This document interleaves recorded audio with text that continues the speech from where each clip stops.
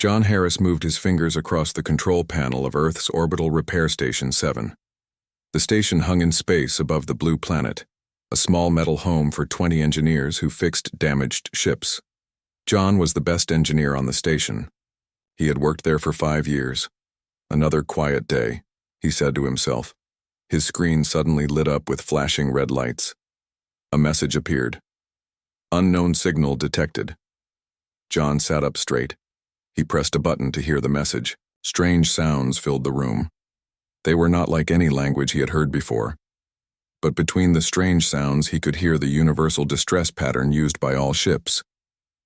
Patricia, come look at this, John called to his boss. Patricia, Davis hurried over. She was a tall woman with short gray hair. She had been in space longer than anyone else on the station. What is it? She asked. A distress signal. But the language isn't in our system, John said. Patricia frowned. Where's it coming from? John checked the coordinates. About 50,000 kilometers past our defense perimeter. That's outside. Earth's protected zone. Patricia's eyes widened. Could be aliens. We haven't had official first contact yet. Whoever they are, they need help, John said. He ran a scan of the area. Their power levels are dropping fast. Life support will fail. In hours. Patricia shook her head. We need to tell Earth Command. They'll want to send diplomats, military escorts. This could be first contact. That will take too long, John said. By the time they decide what to do, whoever sent this signal will be dead. It's not our job to make these decisions, John. John looked at the screen. The power levels of the unknown ship were falling faster now. I'm taking a repair shuttle, he said. Earth Command won't approve this, Patricia warned. Then don't tell them, John said. Or tell them I stole the shuttle. I can't just let them die out there. Patricia looked at him for a long moment. Then she nodded. Take Shuttle 3. It has the most tools. And keep your radio on. 20 minutes. Later, John was flying through space in the small repair shuttle. He could see the strange ship now. It didn't look like any ship he had seen before. It was shaped like a teardrop, with a smooth silver surface that seemed to change color as he watched. As he got closer, he could see the damage. A hole had been punched through one side of the ship, probably from a small meteor. The engines were dark and silent. John spoke into his radio. I'm approaching the unknown vessel. It looks badly damaged. Be careful, Patricia's voice came through. We still don't know who or what is in there. John guided his shuttle to the damaged ship. He found what looked like a docking port and connected his shuttle to it. He put on his spacesuit, just in case there was no air inside the alien ship. He grabbed his tool bag and opened the airlock. The airlock on the alien ship opened easily. John stepped inside. The air was breathable according to his suit sensors, but it smelled strange, like flowers and metal. The gravity was lighter than Earth's, making him feel like he could jump very high. The hallway was lit with soft blue light. The walls were smooth and curved with no sharp corners. John moved carefully, listening for any sound. Hello? He called out. I'm from Earth. I'm here to help. He heard movement ahead. Then 3 figures appeared around a corner. They moved gracefully in the low gravity. John froze. They were definitely not human. They were about his height, but thinner. Their skin was pale blue, and they had large eyes that looked like polished silver. Their hair floated around their heads like they were underwater. They were clearly female, with faces that reminded John of old paintings of angels. The tallest one stepped forward. She wore a silver uniform with strange symbols on it. You are human? She asked in perfect English. John was surprised she could speak his language. Yes, I'm John Harris from Earth Orbital Repair Station 7. I received your distress signal. The 3 aliens looked at each other. They seemed surprised. We did not think anyone would come, the tall one said. Especially not a human from the Deathworld. Deathworld, John asked. That is how your planet is classified in our star charts, she explained. Earth is known as a Class 12 Deathworld due to its high gravity, radiation levels, aggressive life forms, and extreme weather. Few species could survive there. John had never thought of Earth as dangerous. It was just home. "I'm here to help," he said again. "Your ship is badly damaged." The tall alien nodded. "I am Lyra, science officer of this research vessel. These are my colleagues, Vesa and Nira." She pointed to the other two aliens. "We were studying your solar system when a micrometeor hit. Our engineer was badly injured in the impact. Can I see the damage?" John asked. Lyra led him through the ship. The inside was beautiful, with flowing designs that seemed to be both art and technology. But John could see the problems. Systems were shutting down. The lights flickered as they walked. They reached the engine room. John had never seen anything like it. Instead of normal engines, the room held large crystals connected by tubes filled with glowing liquid. One crystal had a crack in it, and the liquid was dripping onto the floor. "Our main power crystal is damaged," Lyra explained. "The leaking fluid is causing system failures throughout the ship. We tried to fix it, but the crystal emits radiation that is harmful to our species." John scanned the leaking crystal with a tool from his bag. The radiation was strong, but not much worse than what he had dealt with back on Earth during his training. "I think I can seal the crack," he said. "The radiation levels are high, but I can handle short exposure." The three alien women looked at him with wide silver eyes. "You would willingly expose yourself to such radiation?" Nira asked. She was the smallest of the three, with darker blue skin. "It's my job," John said simply. "On Earth, we deal with radiation, high pressure, and dangerous materials all the time. That's what engineers do." He opened his tool bag and began to prepare for the repair. The aliens watched him with a mixture of fear and wonder. "Your species is more remarkable than our records," suggested, Vesa said. She had markings on her face that looked like stars. "The Galactic Confederation has always avoided Earth because of its harsh conditions.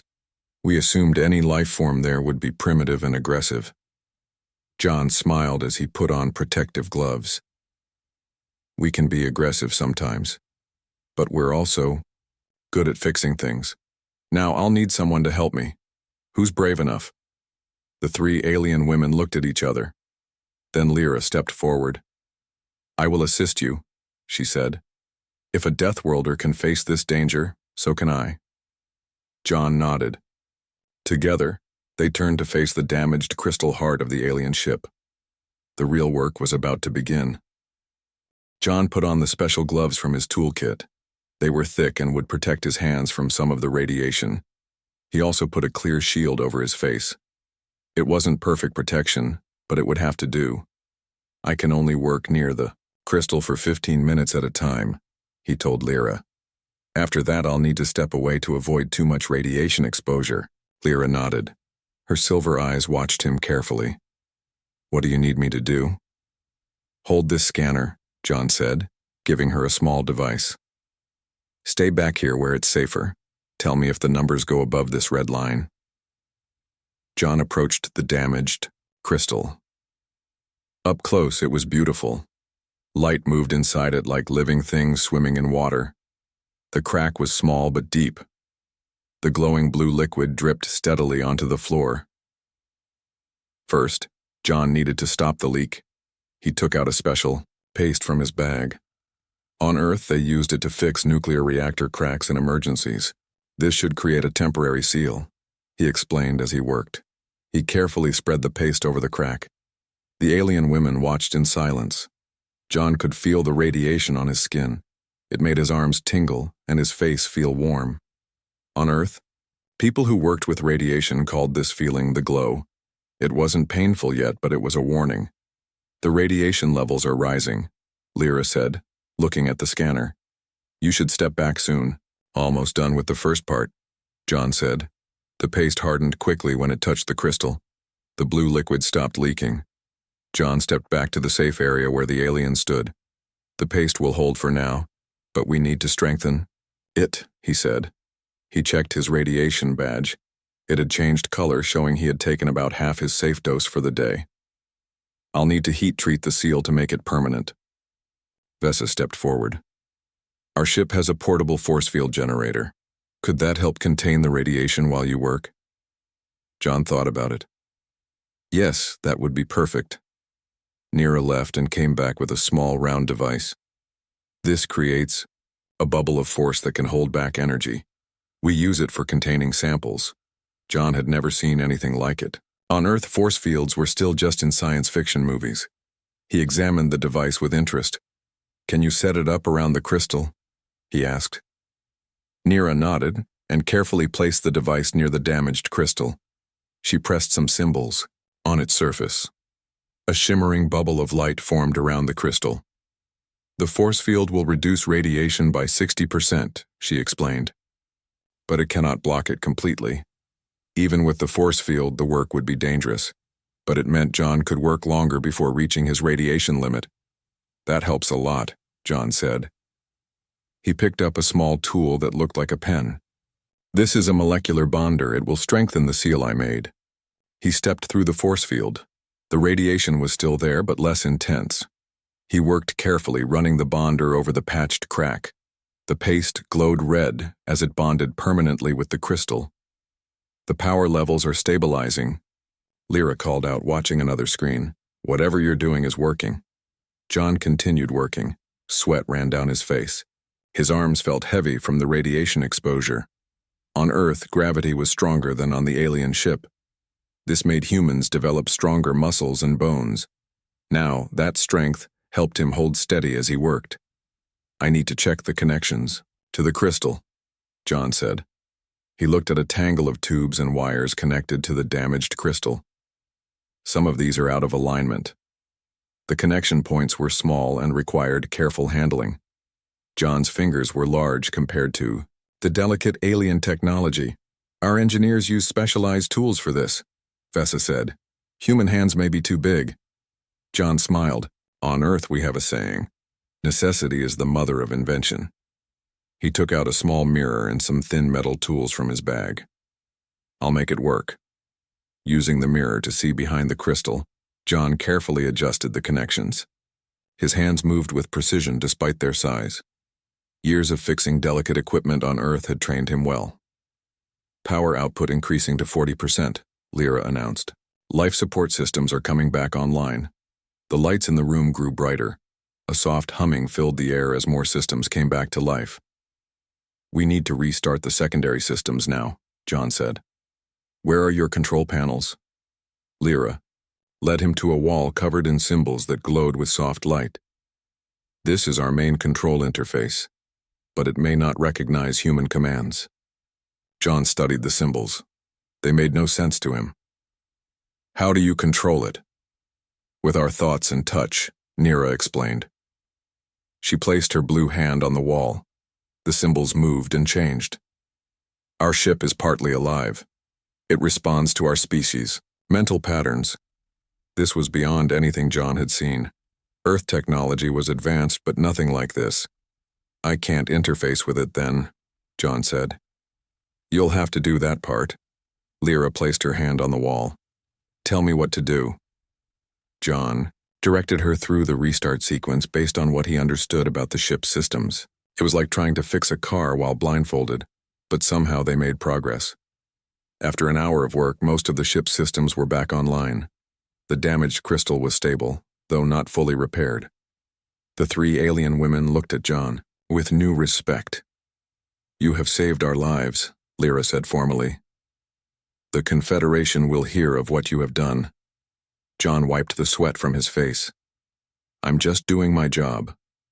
But there's still more work to do. The crystal needs a permanent fix, and we need to repair the hull damage. You have already exposed yourself to dangerous levels of radiation, Vesa said with concern. Your species may be resilient, but you must have limits. John checked his radiation badge. It showed he was near his daily safe limit. I can rest and continue tomorrow. My body will process some of the radiation exposure while I sleep. The three alien women exchanged looks. Your ability to withstand such conditions is remarkable, Nira said. Our research on Earth species clearly underestimated humans. We evolved on a tough planet, John said simply. It made us adaptable. Lyra guided John to a room where he could rest. The bed was strange, more like a shallow pool filled with gel than a normal bed. But John was too tired to care. As he lay down, he realized something important had happened today. Humans had made first contact with aliens, not through official channels or diplomats, but through a simple act of helping others in need. Tomorrow would bring new challenges. But for now, John closed his eyes, satisfied that the universal language of fixing things had bridged the gap between worlds. John woke up feeling stiff. The gel bed was comfortable but strange. He checked his radiation badge. His body had processed some of the radiation during sleep, as he expected. He was safe to work again, though he would need to be careful. He found the alien women in what seemed to be a dining area. They were eating something that looked like blue fruit. "Good morning," John said. "Or whatever time it is in space." Lyra smiled. "Our ship runs on a 26-hour cycle. It is early morning by our count." Vesa offered John some of the blue fruit.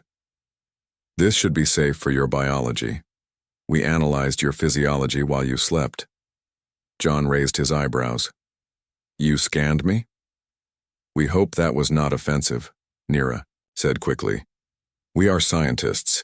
Your species is fascinating to us." John took a bite of the fruit. It tasted like honey and oranges. "It's fine. I'm curious about you too. Tell me about your world while we eat." The three aliens took turns telling John about their home planet, Lyria. It was a world with low gravity, mild weather, and no large predators. The people there lived peaceful lives focused on science and art.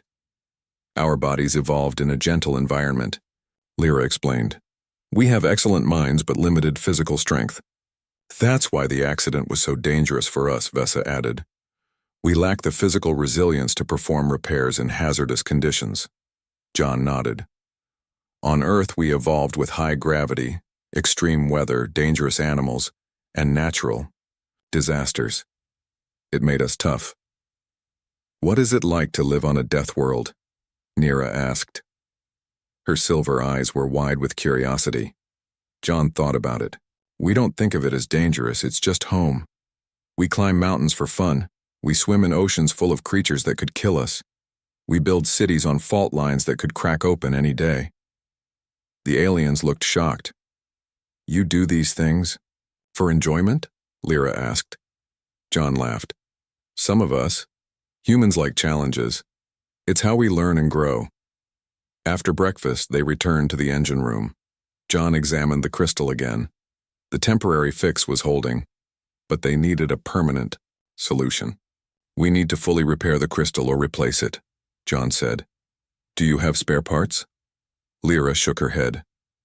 "We have a small backup crystal, but it's not powerful enough for main systems." John studied the damaged crystal.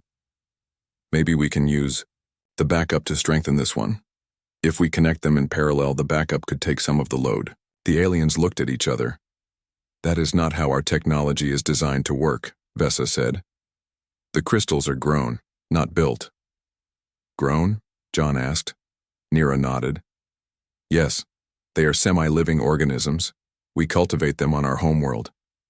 This was beyond Earth technology. John had to think differently. "If they're alive, can they heal?" he asked. Lyra's eyes widened. "Theoretically, yes, but they need specific energy patterns to stimulate regeneration." "Like medicine for the crystal," John said. "Can we create those energy patterns?" "Perhaps," Lyra said thoughtfully. "But the equipment needed is in the science lab which lost power in the accident." John smiled. "Then let's fix the science lab first." They moved through the ship to the lab. It was dark and cold. The walls, which normally glowed with soft light, were dim. Equipment lay scattered on the floor from when the ship was hit. "The power conduits to this section were severed," Vesa explained, pointing to a damaged wall panel. John examined it. Inside the wall, something like glowing veins carried energy throughout the ship. Several were broken, their light flickering weakly. "On Earth, we'd use copper wires to replace these," John said. "What are they made of?" "Living conductors," Lyra said. "They grow with the ship, but we can replace them with synthetic versions temporarily." They found replacement conduits in a storage area. John showed the aliens how to splice the new conduits into the damaged sections.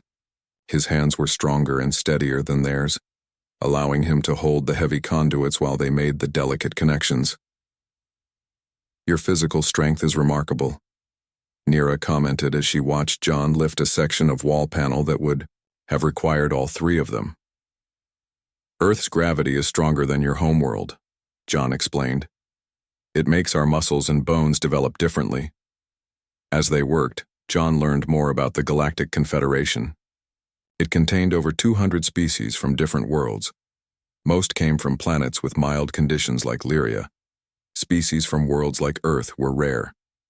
"The Confederation has classified Earth as too dangerous for regular contact," Lyra said. "Some fear that Deathworld species might be too aggressive or unpredictable." "Are we that scary?" John asked, smiling. "From our perspective, yes," Vesa said seriously. "A species that evolved in constant danger might see the universe very differently than we do. We value safety and harmony," Nira added. "Our technology reflects this. Everything is designed to minimize risk." John thought about Earth technology, which often prioritized power and speed over safety. "We have different approaches, but that doesn't make us dangerous, just different." After several hours of work, the science lab had power again. The walls glowed with soft blue light. Lyra activated the lab equipment.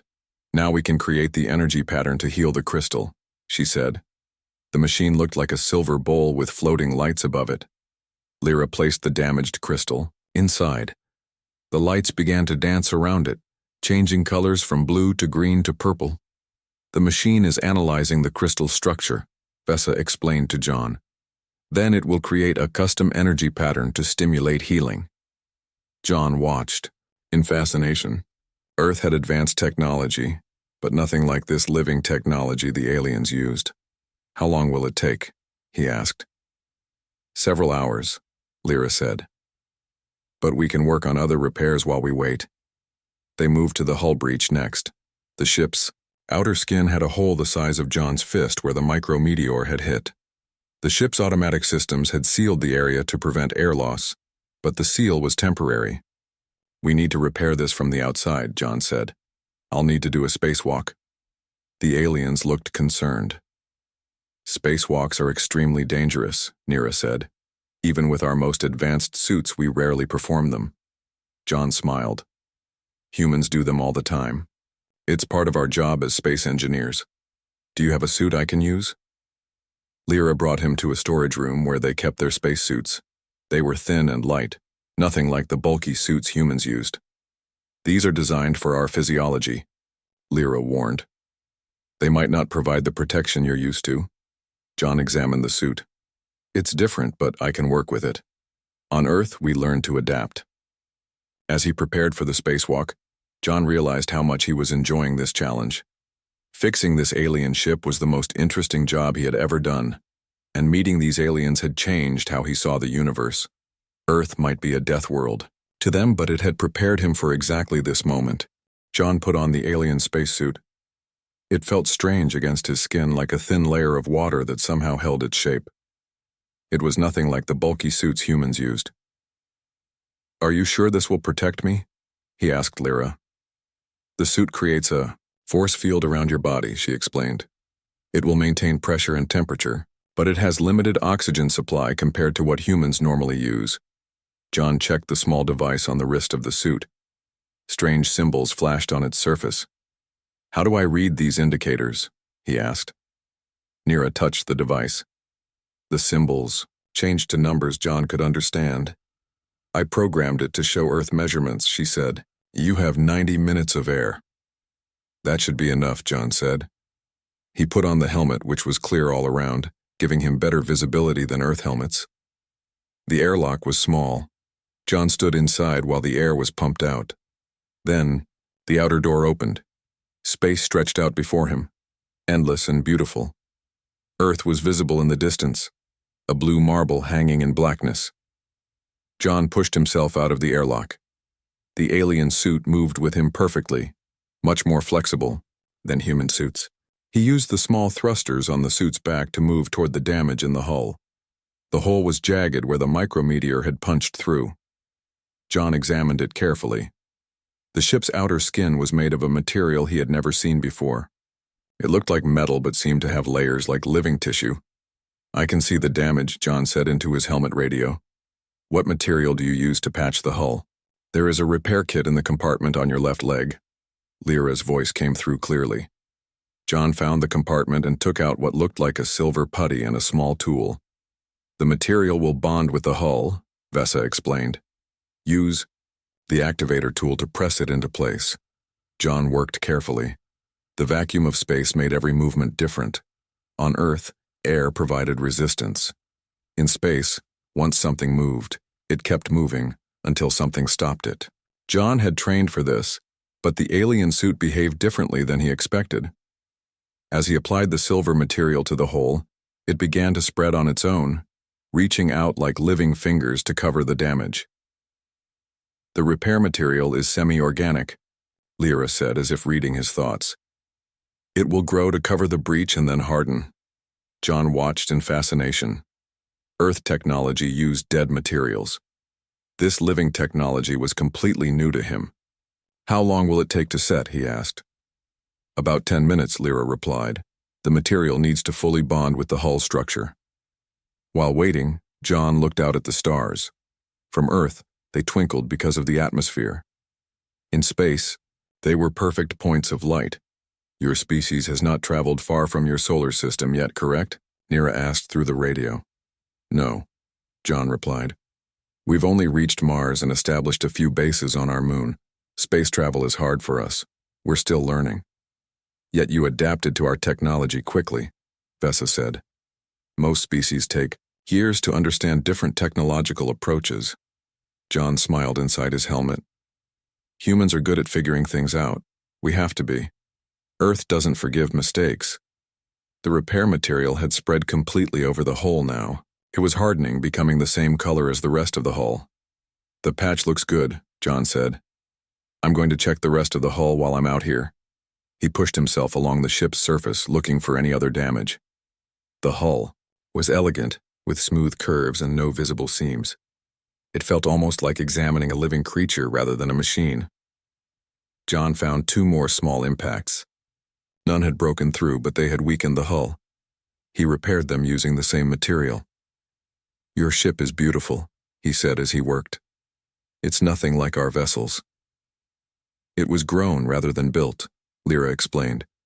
"On our world, we guide living materials into the forms we need. On Earth, we cut, melt, and hammer materials into shape," John said.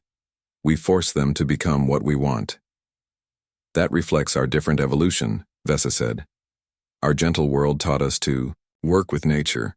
Your harsh world taught you to overcome it." When John finished the repairs, he returned to the airlock. As he waited for it to repressurize, he looked at Earth again. From here, it didn't look dangerous. Its blue oceans and white clouds seemed peaceful. But he knew its storms, earthquakes, volcanoes, and dangerous animals had shaped his species. Inside the ship again, John removed the spacesuit. The aliens were waiting for him. "The crystal healing is progressing well," Lyra reported. "It should be complete in a few hours." "Good," John said. "The hull repairs are done. Once the crystal is fixed, you should be able to restart your engines." "We have been discussing your assistance," Nira said. Her voice was serious. "It changes how we must think about humans." John raised his eyebrows. "What do you mean?" "The Confederation has avoided Earth because we feared what Deathworld species might do in the galaxy," Lyra explained. "We assumed your harsh evolution would make you aggressive conquerors." "Some humans are aggressive," John admitted. "But most of us just want to explore and learn. We're curious about the universe." "But you are also incredibly adaptable," Vesa said. "You handled radiation that would kill us. You worked in vacuum without fear. You understood our technology quickly. These abilities would make you powerful allies, or dangerous enemies." John frowned. "We don't want to be enemies." "No," Lyra agreed. "And your willingness to help strangers suggests humans have developed strong cooperation despite your competitive evolution." As they talked, a loud alarm suddenly blared through the ship. Lights flashed red. "What's happening?" John asked. Lyra rushed to a control panel, Her face paled. 3 ships are approaching. They are not responding to our identification. Signals. Vesa looked frightened. This region has been known to have pirates, ships that prey on damaged vessels. Do you have weapons? John asked. The 3 alien women looked at him with shock. We are a science vessel, Nira said. We have no weapons, John thought quickly. Earth's defensive perimeter was too far away to call for help. They would have to handle this themselves. Can your ship move yet? He asked. The engines are not ready, Lyra said. The crystal is still healing. John looked around the control room. He needed to find a way to protect the ship and these people who had become his friends. There had to be something they could use. Then we need to make them think twice about attacking us, he said. A plan was forming in his mind. On Earth, we've learned that sometimes looking dangerous is as good as being dangerous. The alien women looked confused but hopeful. They had never met someone from a Deathworld before. Now they would see what that really meant. John looked at the screen showing the 3 ships coming toward them. They were smaller than the science vessel but had a threatening look. Their hulls were dark and angular, not smooth and beautiful like the alien women's ship. How long until they reach us? John asked. About 15 minutes, Lyra said. Her voice was calm but her silver eyes showed fear. John thought hard. They couldn't fight and they couldn't run. That left only one option: trick the pirates. Your ship uses living technology, John said. Can we make it look different? More dangerous? Vesa tilted her head. The outer hull can change color patterns. It's designed to help with temperature regulation. Perfect, John said. Make it look threatening. Dark colors, sharp patterns.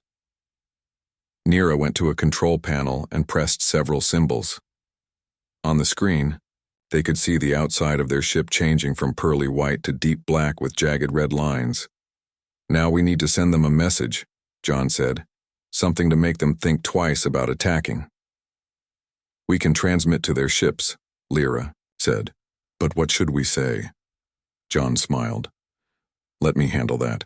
Also, can we create an energy surge? Something that would look like weapons powering up? Lyra and Vesa looked at each other. The crystal's healing process does release energy pulses, Vesa said slowly. We could direct those outward instead of inward. It would look like energy. Weapons charging, but it wouldn't hurt the crystal. Do it, John said, and get me connected to their communication system. As the pirate ships came closer, John stood before the communication screen. When the connection opened, he saw an alien unlike the scientists.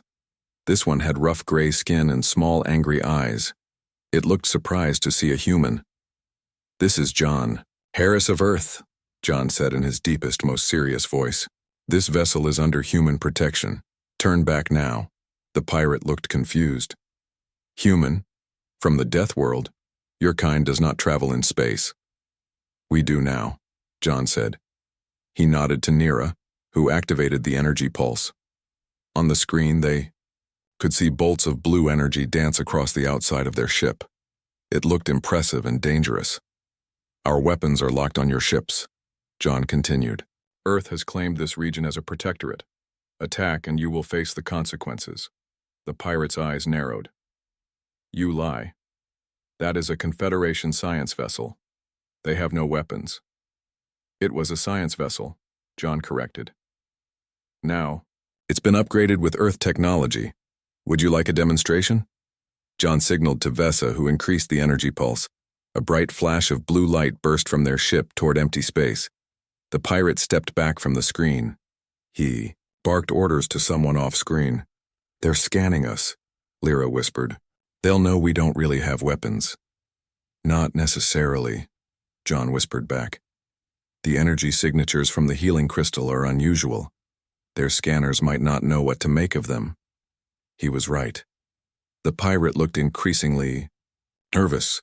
Your weapons technology is unfamiliar, the pirate admitted. Earth is a death world, John said, leaning closer to the screen. We evolved among predators and natural disasters. Our weapons reflect that reality. You have 10 seconds to change course. John began counting down loudly. When he reached 3, The pirate ships turned and moved away quickly. When they were gone, everyone let out a breath of relief. "That was amazing," Nira said, her eyes wide. "How did you know they would believe you?" John shrugged. "I didn't, but pirates are bullies, and bullies usually back down when challenged. Plus, they've probably heard stories about Earth. Sometimes a bad reputation can be useful." "You risked everything on a bluff," Lyra said, sounding both impressed and shocked. "It worked, didn't it?" John smiled. "Besides, it bought us time. How's the crystal healing coming along?" They checked the science lab. The crystal was almost completely repaired. Its crack had sealed, and it glowed with steady blue light. "It will be ready for reinstallation soon," Vesa said. "Then we can restart the engines." 2 hours later, they carefully put the healed crystal back into the engine system. John helped connect it to the power grid. When everything was ready, Lyra activated the startup sequence. The ship hummed to life. Lights brightened throughout the vessel. The soft vibration of engines could be felt through the floor. "All systems at 90% efficiency," Lyra announced with a smile. "We can return to Confederation space now." John felt a mix of happiness and sadness. He was glad they were safe, but he had enjoyed his time with these strange and gentle aliens. "I should return to my station," he said. "They're probably worried about me." The 3 alien women looked at each other. Then Lyra stepped forward. "John Harris of Earth, you have saved our lives and our ship. The Confederation owes you a debt of gratitude." "I was just doing my job," John said. "No," Vesa said firmly. "You went far beyond duty. You exposed yourself to radiation, worked in vacuum, and faced pirates for strangers from another world." Nira came forward holding a small device. It was shaped like a star and glowed with soft blue light. "This contains our research data and star maps," she explained. "It also has a communication frequency that will reach our homeworld. We would like you to have it." John took the device carefully. "Thank you. But what does this mean for Earth and your Confederation?" "It means everything has changed," Lyra said. "We will report that humans are not what we thought. You are not simply dangerous beings from a Deathworld. You are problem solvers, risk takers, and helpers of those in need." "I'm just one human," John said. "We're not all the same.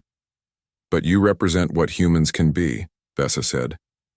"And that is something the Confederation needs to understand." They took John back to his repair shuttle. At the airlock, each alien woman placed a hand on his shoulder in their formal goodbye. "Will I see you again?" John asked. Lyra smiled. "I believe so. The barriers between our worlds have been broken today.